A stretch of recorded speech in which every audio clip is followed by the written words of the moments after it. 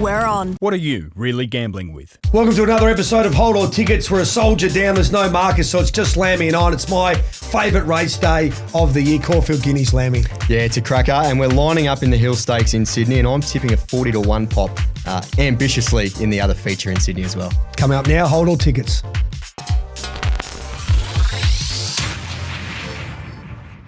Welcome to another episode of Hold On Tickets, brought to you by Tab. Watch every race live this spring carnival across the four main channels with the fastest live vision on Sky 1, Sky 2. Lamby, it's just the two of us. I know, no Marcus this week, so we've got to steer the ship, just the two of us, but yeah, it's going to be a cracking weekend of racing. Now I've gone a little bit more conservative with my T-shirt. I got a little bit of feedback with the bright yellow. On the bright yellow, yeah. Simon's car from the In-Betweeners was the feedback that I heard, but yeah, that looks good. I'm no fashionista, but yeah, I've put that right to the back of my wardrobe. I reckon we'll see the wiggle skivvy later on this year. It might come out again.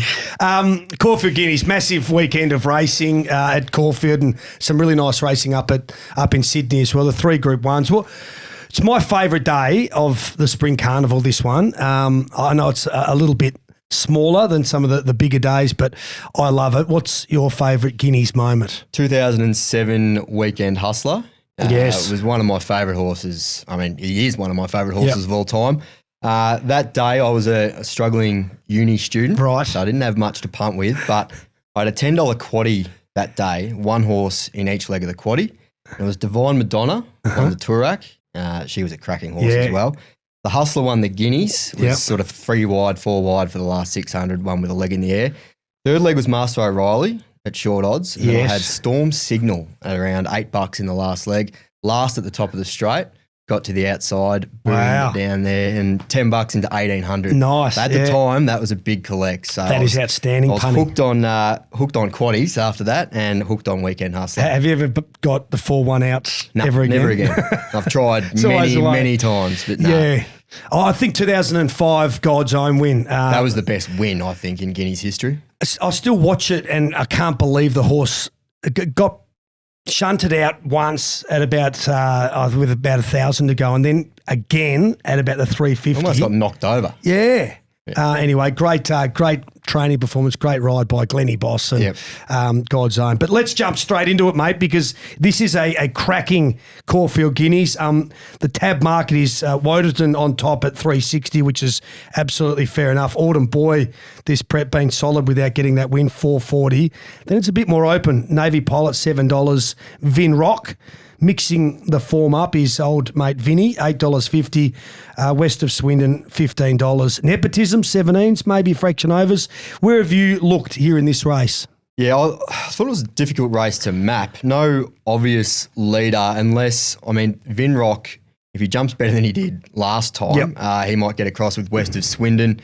Navy Pilot should be handy from barrier 2. Romantic Warrior has decent early toe, and Observer was ridden back last start but led in his first 3 starts, so they might revert back to that pattern here. But I landed on Wotan, but I'm not tackling this race with a whole heap of confidence. He's coming out of that Golden Rose, which was running track record time. Yeah. He was smashed by Bayvok there, but should top him off nicely, I think, for 1,600 fourth up. A lot of his rivals are coming out of slowly run sit and sprints, so he might just be a little bit more hardened for this mile contest, but got him on top. I thought Planet Red might be the overs in the race. He's always shaped like a miler, but he's one of those horses that's been in small fields this prep, no real tempo, but he does look a miler, hopefully a bit more tempo, and he was one I sort of looked at decent odds, but as I said, not overly confident, but I know you are. Yeah, I am, and it's Navy Pilot at $7. This horse has never run a bad race. It's running 2 Group 1s early in its career in the Inglis size and the J.J. Atkinson was solid enough, but its first up performance at Flemington when it got back and just savaged the line, got beaten a photo, and then went to Sandown and sat a little bit closer, won that day, I think 3rd up to the mile, Jamie Mallon on board, good barrier, so it maps really well, and is a pretty good each way price at $7. So Navy Pilot for mine, and Kieran Maher. He's never won the Guineas as a solo trainer. He did it a couple of years ago with Dave Eustace with Griff, which was a real blowout. But that wasn't a popular result. That was and did absolutely nothing after that as well. So I think the market is pretty right. Obviously, the favourite deserves it. Autumn Boy, really good performer. Vin Rocket. But, yeah, I can't let this horse go around Navy Pilot without something on it around the $7. Yeah, I thought Autumn Boy might be a touch of unders. Just barrier 1 could be problematic if he doesn't step that well. Yep. Because obviously he was well beaten last. I thought Woden was better than him last up. The other massive Group 1, second of 3 for the day, is the Might and Power over the 2,000 metres and small field match race. Treasure the Moment, thanks to Tab, $1.75. Buckaroo, $2.60. Globe, $6. Light Infantry Man, $13. And then He's a Shocker, $51. This is fascinating. It is. It's going to be similar to a couple of races we've seen this spring where they jump out single file and basically race in that order. I think Globe, the obvious leader, Treasure the Moment behind him, and then Buckaroo probably third. As I said, single file. Betting does say it's a 2-horse race, and it's very hard to argue with that. I think Treasure the Moment can bounce back. She was unbelievable winning the Memsey first up, and then a little setback. So maybe fitness wasn't quite there against Pride of Jenny, who just ran them off their legs as she's done many times. But I thought she ran pretty well there. Now to 2,000, it won't be run at Pride of Jenny tempo. Yep. Bit of a slower speed. And I just think Buckaroo, if he's on the back of Treasure the Moment, giving her 3 kilos, it might be hard for him to run past her. But it's going to be a cracking race. I mean, it's very difficult to see anything outside of those two winning. Yeah, I'm in the other camp, actually. And I think that the market should be flipped if the bookies were a little bit more courageous. That's good for you. You get nervous. Well, that's right. $2.60 I think is a great bet for Buckaroo. Has not put a hoof wrong this prep. First up in the Memsey over the 1,400, I don't think people expected the horse to hit the line the way that he did. It ran third. The Underwood performance was great. Probably had to go a fraction too early, hit the front and maybe just peaked on its run a little bit in the last half a furlong, but got beaten by a freakish run from Sir Delius. That form's certainly come out and been free now. Hottest form in the country, the Sir Delius form. And Sir Delius really had to work to get past Buckaroo. Third up to 2,000. J-Mac on board. I just cannot find a reason why Buckaroo gets beaten, even against a superstar like Treasure the Moment. So happy that the market's come up the way it has. Well, and we'll I'm certainly a little pint bet there. Then. Treasure the Moment versus Buckaroo. You take the unders and I'll take the 260. Another great Group 1 here on Caulfield Guineas Days, the Toorak Handicap.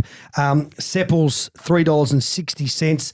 Evaporate, who we found at Sandown on Grand Final Day, and it just lasted, is $5.50. Lazura $6.50. Transatlantic looking to turn that form around at $7. Like a Lucy, $9, and double figure odds the rest of the field. This one not as straightforward. No, it's like a meetup of every horse I've talked up over the last 2 months. Evaporate, Sepples, Lazura, Athanatos. Makes it hard when you have to pick between your favourites, but I have settled on Evaporate, who I clearly have a soft spot for. I thought the win last time I know it was a narrow margin, but it was a big win. He was 6 weeks between runs, set a pretty big task by Shin. Like he took off early, had to sustain a really strong gallop. And the horse that was chasing him, Transatlantic, he's no slouch. So I think there's big improvement to come with that added fitness, shorter gap between runs, obviously. 4 goes over a mile, only beaten once, and that was a third in the Caulfield Guineas. So I don't think he's going to have any issues with the step up in distance. I've got Evaporate from Lazura. Wasn't super impressive winning last start, but maybe the heavy 10 first up just flattened her a touch, but she did enough to win. And I've got respect for the fillies down the bottom, or the mares down the bottom with not much weight. But I think the only horse that you can rule a line through is probably Pinstriped, who was actually a lot better last start. So, it's a good betting race. It certainly is. I've gone wide here with Feroce. Never missed a place over the mile. Last start, over that trip, it won the Australian Guineas at Flemington. So, third in the Sir Rupert Clarke was a pretty good run, and $15. So, I know that Fly McRae and Leper and Kanga and all that will be on track. And Fly needs a bit of positive press this week. He does, doesn't he? He certainly copped it. Fancy giving the umpires a drive-by for him running second. And then in his own best and fairest, he comes second. I think he just needs to go for a holiday and stay away from the mic. Great bit of karma. But yeah, I think for Oche, if it runs up to what it did in the Sir Rupert Clark, can be around the mark, and $15 is certainly a pretty reasonable price. Yeah. I mean, Seppels is a very talented horse, but 5 kilos is a big weight rise from the Sir Rupert and up to a mile where we're not sure if he's quite at that level yet. Question so mark. he's probably the one that I thought was maybe under the odds. So they're the 3 Group 1s, but that doesn't end the great day of racing because the Schillaci is on as well, which is 1,100 metre Group 2, race number 9. And this is an open race. Neonce, 420. Tropicus, 550. Giga Kick. Will we see the best of Giga Kick ever again? $6. Benedetta, first up at $6. Nadal, who I've been waiting for 2 months for, keeps getting scratched, $7, as is Arabian Summer and Golden Boom, $8.50, thanks to the tab odds there. Wide open race. It is, but I'm somewhat keen on one to bounce back. Neance, I think it's a good race for her. Yeah. She drew barrier 10 in the Group 1 Moya last start. Was never really on the track, so I think we can be forgiving of that. Back to Caulfield, 3 from 3. She'll be much closer in the run from the inside gate, so she's the way I'm going. I thought if you want to have a little saver in the race, maybe Golden Boom, who was, I thought, the run of the race in the Moya outside of the winner. Did it really tough, but was still bobbing at the 50. Barrier 3, Blake Chinon, he's the main danger, I think, to Neance. But yeah, the 2 horses that are first up, Nadal, as you mentioned, just keeps getting scratched, which isn't a great sign, I don't think, off a bone chips removal. And Giga Kick, I just want to see him first up. I mean, the best version of him would win this, but we haven't seen the best version of him for a very long time. So hope he runs well for Clayton Douglas, but I certainly won't be backing him. They're the 4 at Caulfield, and we finally agree on one because Neance for me as well. Never got going in the Moy, did it? And good second up record. Goes all right. Barrier 1. Yeah. Giddy up. Remain the unbeaten horse at Caulfield. That'd be nice, wouldn't it? We're on for spring racing. Watch every race live with 4 live channels, plus the fastest vision on Sky 1 and 2. Trials, replays and previews, all on Sky Plus on the Tab app. Tab. We're on. What are you really gambling with? Now, let's have a little look at the self-trumpeters because they keep trickling into your emails accounts. You're getting plenty of people sending them through. Yes, indeed. Who are the votes go to this week? We'll start with Grant McMillan. This was a little bit of self-interest I didn't enjoy this from Grant. After Miraval Rose knocked off my best bet on display at Flemington last start, I saw this tweet. He tweeted, "Boy, you really need to do your own form and watch race replays. On display, the absolute moral of the day. Yes, got held up a bit last start, but didn't show any kick when he got a bit of room. Happy to back Miraval Rose against it today. 1,400, tick. Second up form, tick. Can race on speed, tick." So I thought that's some astute tipping from Grant there. Well played. And I looked at the timestamp. He tweeted that 5 minutes after the race. Extraordinary post-race expertise. It's very easy to do that 5 minutes after they've gone past the post. So he gets a vote for that. Absolutely deserving. Lucky to get away with one. Shane Anderson, Global Gallop. Shane posted a congratulatory tweet to Henry Dwyer after Sfura won again overseas. Shane posted, "The absolute balls required to campaign a horse globally is always applauded. To win 3 Group 1 races, doing so over 2 years with the one horse is insanely good. Henry Dwyer deserves every accolade." So that's a very nice post. He doesn't get the votes for that. He followed it up about 5 hours later. He might have tipped a few in and had a bit of courage on the tweet. He quote tweeted that with, "I've said a lot of accurate shit over my time, but this hits at Henry Dwyer." He's tagged him in as well. Really? So he gets 2 votes He's for happy that. with his own tweet. Yeah, accurate shit, 2 votes. And Trackside Jay, he's a racing videographer and editor. He posted a slow-mo video of the Arc de Triomphe finish. He then quote posted the video a day later with the caption, "I got told I was the best in the business at what I do by a trainer at Longchamp yesterday, and it sideswiped me a bit.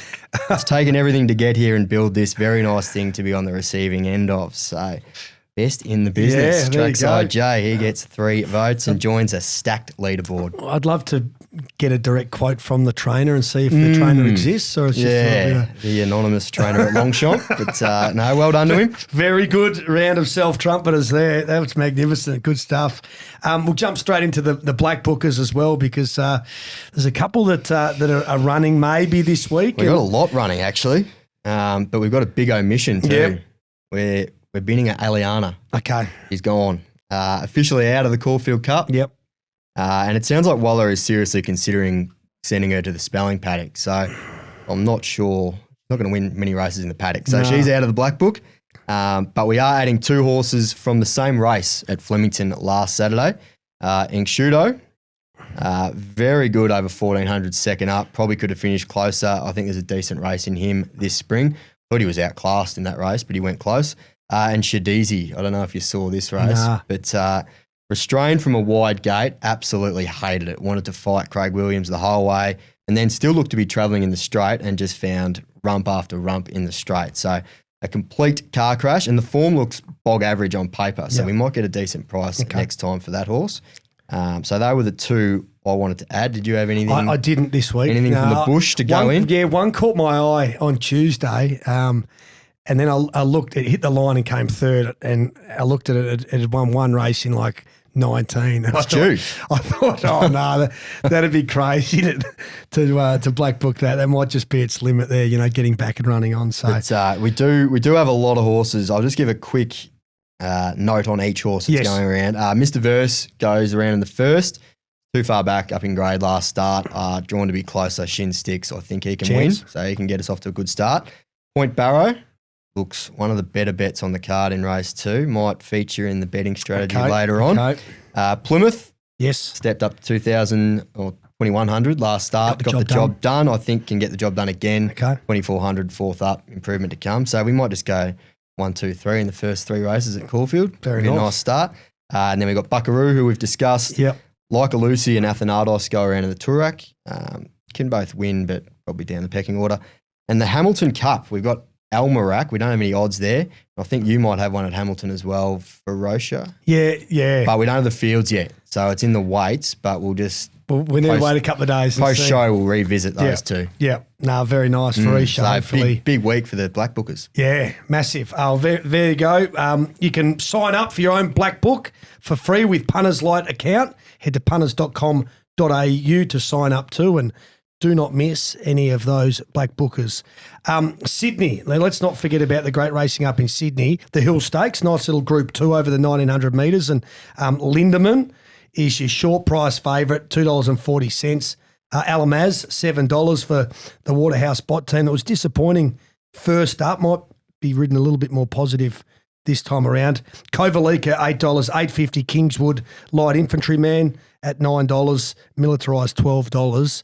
On paper and on form, this looks like Lindemann's race to lose. It does indeed. I think we'll be lining up here with Lindemann. Very effective in this distance range, particularly on top of the ground when you get dry conditions. Need a good deck. Yeah, he's very hard to run down. Beat Sir Elias 2 back, which is handy enough form. Yep. And then was just touched off by Fangirl last time. So that's better than anything else in this race. So speed map wise, it's drawn wide. So Rawilla will obviously go forward. I think it'll be handlebars down early, get across, and probably controls it. I mean, there's not. Bois de Jean will be handy from barrier 3. And Alamaz, what Alamaz, I think, will be closer than last time, but I don't think they'll want to get in a dogfight with Lindemann.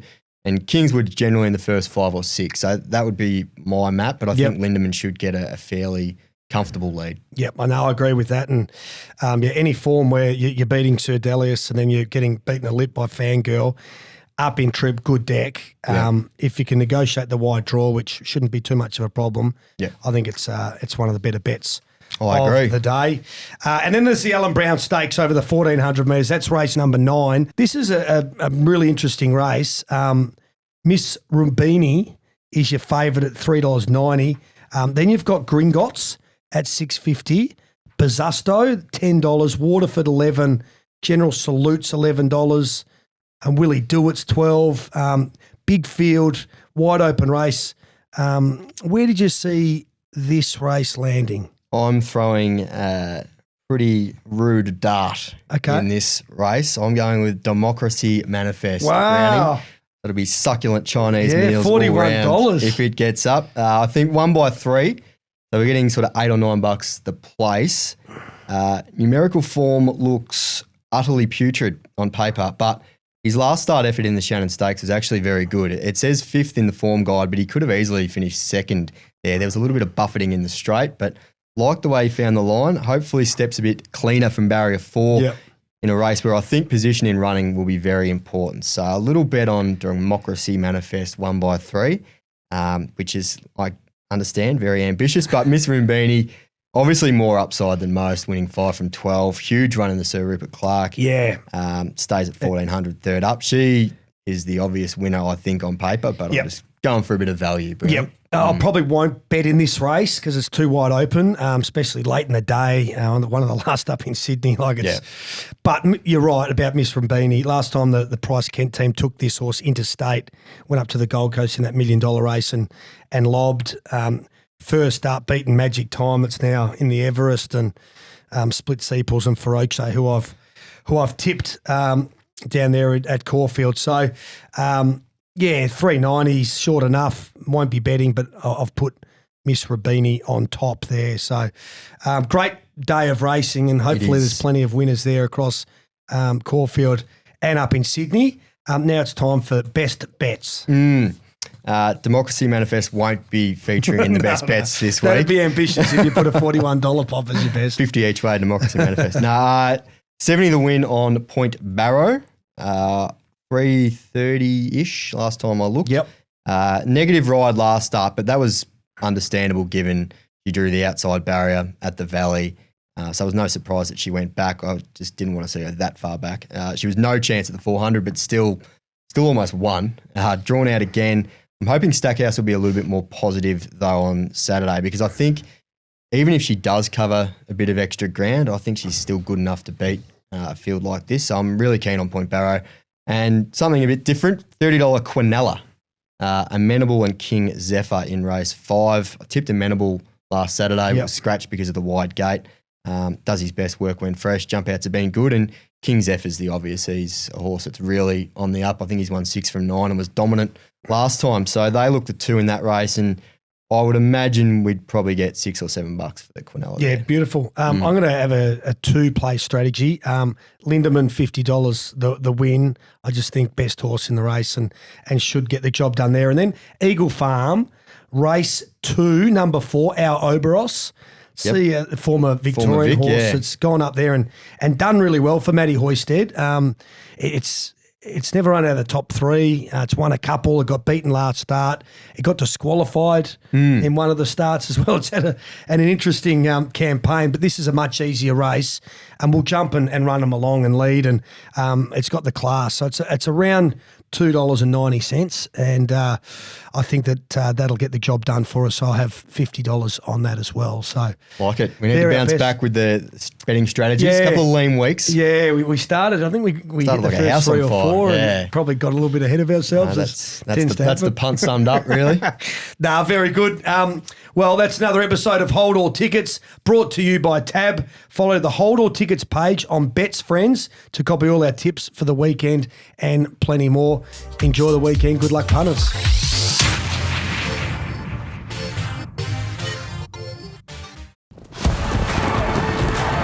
Tab. We're on. Imagine what you could be buying instead. For free and confidential support, call the number on the screen or visit the website.